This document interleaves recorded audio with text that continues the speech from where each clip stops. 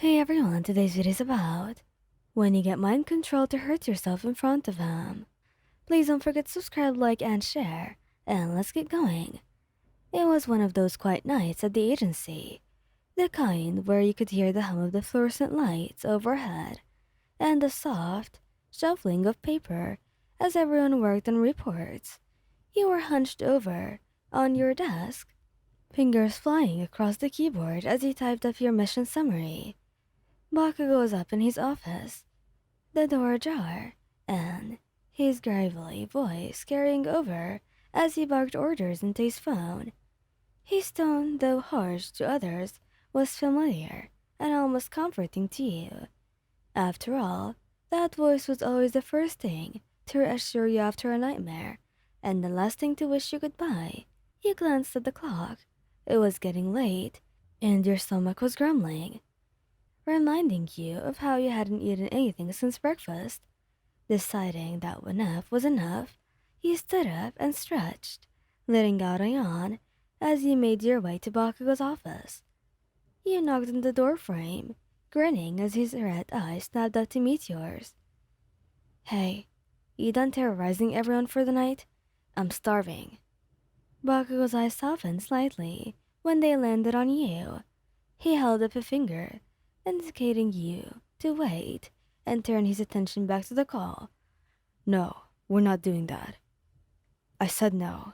Fix it and call me when you've got a better plan. He growled.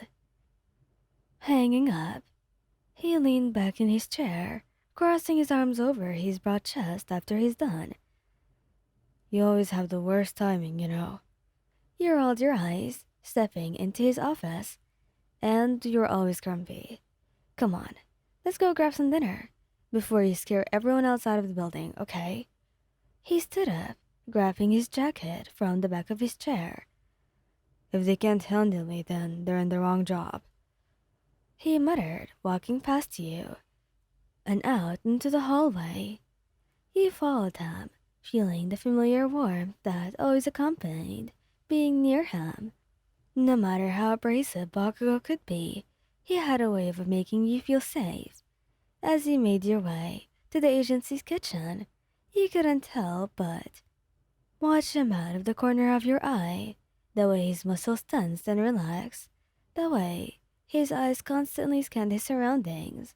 He was always on guard, ready to fight. Bakugo glanced at you. You're staring, dumbass.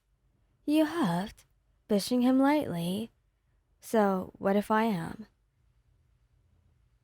Can't I stare at my boyfriend? Whatever. He muttered, but you saw the slight dust of pink on his cheeks. Just don't get used to it. He chuckled, grabbing a couple of sandwiches from the fridge. You keep saying that, but I've already gotten used to it, you know? Besides, I know you like it. He gave you a look, one that said he'd rather fight 100 villains than admit he had a soft side. But before he could respond, his phone buzzed, the sound sharp in the quiet kitchen. He pulled it out, frowning at the screen. What's wrong? You asked, noticing the change in his expression. He grunted, shoving his phone back into his pocket. Just some intel about a new villain in town. Looks like they might be targeting the agency. We'll deal with it tomorrow. Let's eat. You nodded, but a strange unease settled in your stomach. Baku rarely brushed off intel, no matter how small. If he was willing to set it aside, it had to be serious. The night passed uneventfully, and soon it was the next day, with you and Bakugo back on the streets, patrolling your assigned sector. The air was tense, both of you on high alert after the news of a potential threat. Bakugo's eyes were sharp, scanning every alley and rooftop as you walked. Stay close, he ordered, his voice low. You nodded, falling into step beside him. It was then that you felt it, a strange tug in the back of your mind, like a thread being pulled. You blinked, shaking your head to clear the sudden fog. Bakugo glanced at you. You alright? Yes, just tired, I guess. You said, forcing a smile. He frowned, clearly not convinced. but didn't press the issue. The two of you continued your patrol, but the feeling only grew stronger. The world around you seemed to blur, sounds becoming muffled, your vision narrowing. It was like you were underwater, everything distant and disoriented. Wyan, what the hell are you doing? Bakugo's voice cut through the haze, sharp and filled with concern.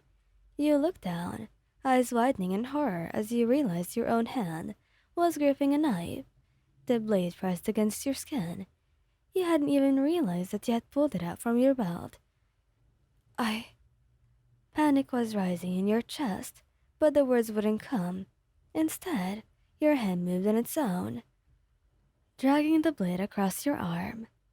Stop, Wyan, stop, he shouted, lunging towards you. But you couldn't. You couldn't stop. The blade moved again, this time pressing against your throat. You could feel the cold metal against your skin, the slight sting as it broke the surface. Bakugo's hands were on yours in an instant, prying the knife away with a force that sent it clattering to the ground. His eyes were wild, his breathing ragged. What the heck is going on? You tried to answer, to tell him that you weren't in control, but all that came out was a strangled sob. Your hands moved again, reaching for the knife, but Bakugo grabbed your wrists. Wyan, look at me. Fight it.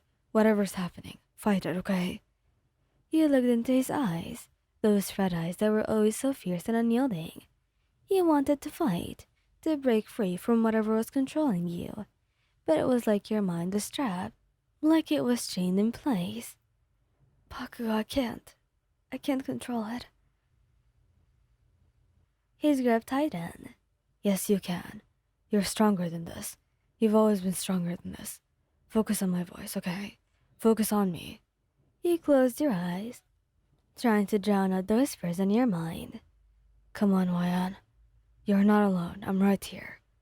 The chains around your mind started to loosen, the fog lifting, and you took a shaky breath, feeling some control return to your limbs. I'm sorry. I didn't mean to. Bakugo's hold was strong as he pulled into his arms, almost crushing, but it was grounding. Shut up. You've got nothing to apologize for. This isn't your fault. You nodded. Bakugo seemed to sense your thoughts. He pulled back slightly. We're gonna find out whoever did this, and we're gonna make them pay. You hear me? Yes, we'll find them. He pressed his forehead against yours, his breath warm against your skin. Damn right we will. And when we do, they'll wish they'll never mess with us. You allowed yourself a smile, the tension in your chest easing just a bit. With Bakugo by your side, you knew you could face anything.